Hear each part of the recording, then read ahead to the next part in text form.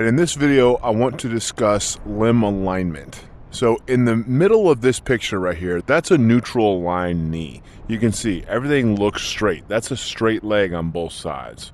All right. On this side, we have what's called a Varus knee, or a bow-legged deformity. And that's because on the medial or inside of the knee, the person has worn out all their cartilage, and that's caused the knee to be bowed like this. All right. This is common. This is about 80 to 90% of knees.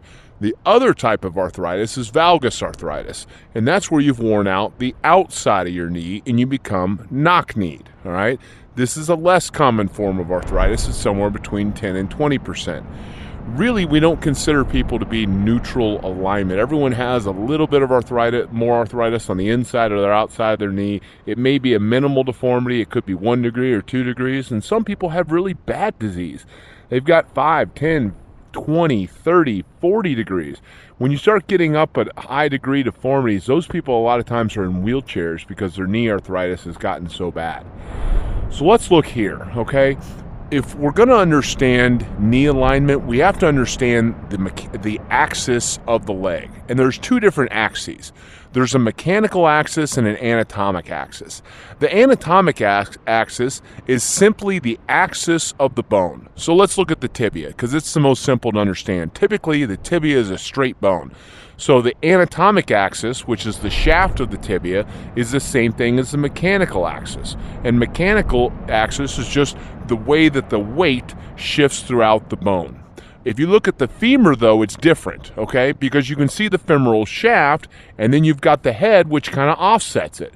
So the femoral shaft axis, or the anatomic axis, follows the axis of the femur bone. But the mechanical axis is between the center of the knee and the center of the femoral head. And that gives you a difference of 6 degrees on average, okay? So I want to come over here and look at this slide. Now, this is a little bit busier of a slide, but I think it's really important to understand. So we've got the anatomic axis and the mechanical axis of each bone, and we've got the mechanical axis of the limb, and that's really what's been added on this slide.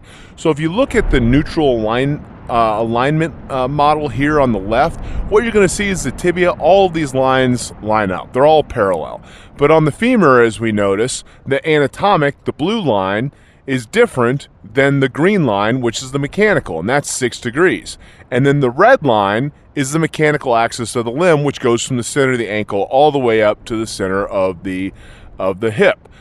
But in a neutral aligned knee, that red line goes through the center of the knee. So that's normal, all right? That's what everyone should want to be. Over here in the middle, we have a valgus knee, all right, which this is a knock-knee deformity. The arthritis is on the outside of the knee, and it's completely worn out there. So the mechanical axis of the mechanical and anatomic axis of the tibia and the femur are the same as over here. What's changed is the red line, which is the mechanical axis of the limb.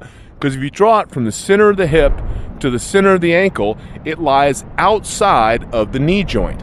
And that's the definition of a valgus knee, all right? You can determine how bad the valgus is by how far outside that line is.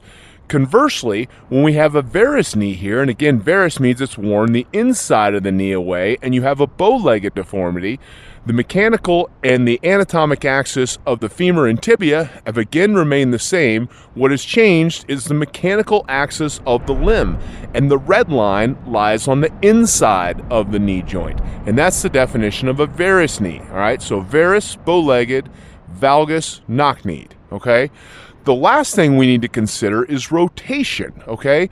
Because not only are we looking at the leg like this, but on the femur, we're actually looking at the rotation like this.